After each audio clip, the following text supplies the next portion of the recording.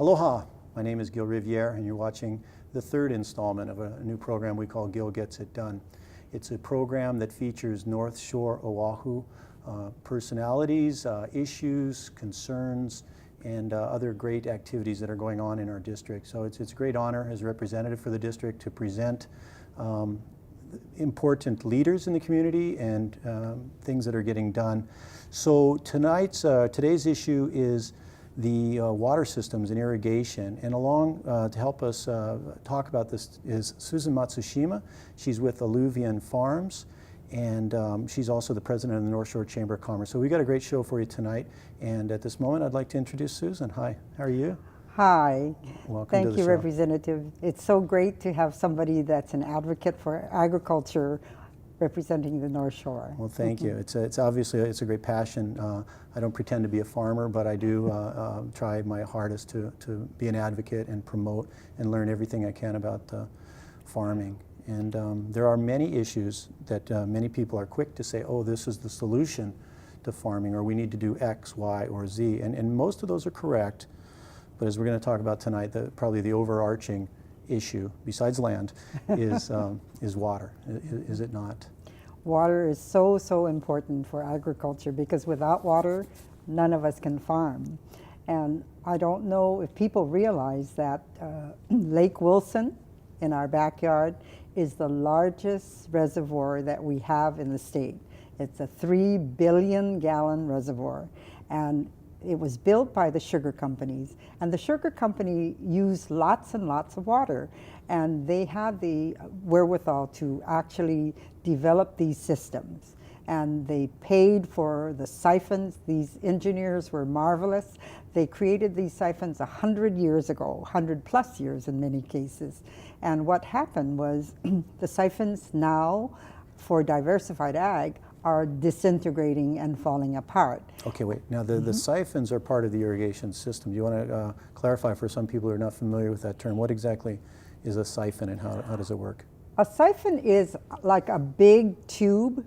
If you bend a straw and you have one side that is higher and the lower part is on the bottom curving and the other side is coming up here, what happens is the water is done into one side, but they engineered it exactly correctly. So what happened is when it got to the bottom, through the force of gravity, it pushed the water up to the other side. And so these engineers were marvelous. As I said, at that time we didn't have helicopters, or people actually had to go down into these gullies to do them. And now, with all of them falling apart, we have had to reinvent these siphons. But they, at the time, were 72-inch pipes that were used, but now, because diversified agriculture uses much less water, what has happened is we are using only 40-inch pipes instead, and then just jimmying them in where the original siphon was. So they slide the new tubing within the old siphon? Correct. So the old metal, corrugated metal things that are rusting and leaking left and right now have an inner sleeve. What is that made out of? Plastic or rubber? That's polyethylene, yes. Okay. And with this, it's a very strong plastic, so it will not disintegrate, and hopefully it'll last us another 100 years or so. Yes. Okay, great. So there was this whole network within Wailua Sugar Company had basically most of the North Shore that we're speaking about today. And the irrigation system was the Wahiawa irrigation system, is that what it was called? The overall? There are several systems that we're talking about, the Helemanu, the Opaiula, and Wahiawa system. All of them come from Lake Wilson. Okay. And they end up in Mokuleia and then go all the way to Pupukea, almost to Pupukea there. And so what you have is this Lake Wilson water being carried by different irrigation ditches and through the siphons to come to the farms that are needing them. And so over the years, and the system I understand is maybe 100 years old or so. Over the years, the sugar company had camps throughout the whole property where there's people in the area that could manage and maintain, fix. And with the sugar company going out of business now 15 years ago, what's the status of the system? It has been a very tough goal for the landowners because the landowners in the past were just lending the land to the sugar company. They were just passive landowners. They didn't have to do anything at all.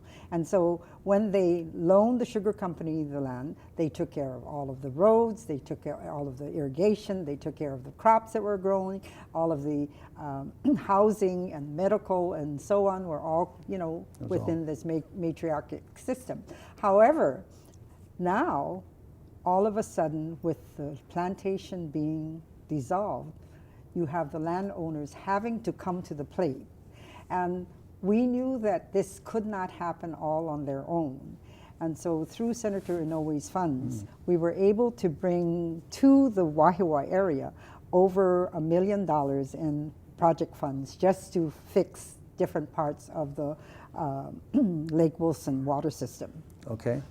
So that was private funds, federal funds, and that. So okay. So the system now is getting rebuilt. So we have a brighter future for our diversified agriculture that everybody speaks so much about. We really are, you know, concerned about getting the water there. However, the quality of the water right now there's more issues, is not something that we are really proud of. And because it is only R2 water, what happens is that we are limited, and people are saying, why are you only growing seed corn on the North Shore? Or why are you only growing papayas? It's because we cannot grow any of the vegetables that, you know, are low to the ground. Anything that touches the water itself and is consumed cannot be irrigated with R2 water. So the water quality in the past didn't matter because it was sugar cane. Yes. But now if we're going to grow vegetables, we need a higher quality of water. Definitely. This is one of the priorities, I think, for the North Shore. We want the North Shore to be the breadbasket of Oahu. And this breadbasket is because we have the contiguous acres, we have the water source, but unless we are able to get that water cleaned up so that farmers could use it for varying crops, we really cannot have that happen. Have there been any studies or projects done in the past to experiment with cleaning up waters? There are lots of different groups that are working on trying to get Lake Wilson cleaned up. But I think it'll take either the legislator to bring the groups together or, you know, some bigger power that will say, all right, everyone needs to sit in this room and say, all right, what is it that you're going to do? What is it that you're going to do? And so on, so that we can get the system cleaned up so that water can be used by all. Right, and I think one of the big issues with the Wahiawa Reservoir or Lake Wilson, it has those both names, is the runoff, the storm runoff from the town of Wahiawa and the surrounding area, Schofield Barracks, is something that is not easily managed or controlled. So whether you've painted your car or washed your car or you got old tires, things, you know, recently we saw the lake drain real quickly and we saw refrigerators and junk, washing machines and things in the water. So there's a whole bunch of stuff in that lake that are not helping. Now there's a phytoremediation bill that is alive or has gone through the legislature this year, and that would, shall I say, it should start a project to have a project of cleaning up the water within the lake, which is one part of it. But as I know, as we've researched this, my office has researched this, we've got the Wahiawa wastewater treatment plant flowing into it, you've got the storm runoff, you've got the existing sediment and particulates that are in the water. And then you've got the Schofield Barracks. You know, there's many moving parts here, and as you said, I think it's a bit complicated, but I do not believe it's unsolvable. I think we can get there. People are really willing to look at it and sit down together if somebody would convene them, because it is important for the North Shore. If we don't do it, North Shore agriculture is really limited. And that would be a tragedy because there is a new life to agriculture. There's enthusiasm in it, right? Oh, there's yes, people. yes, definitely. Wasn't there a project over in the Whitmore area that was an experimental project? Can you share us a little bit about that? Yes, This was called the Dole Wetlands, and $4.2 million was poured into this system.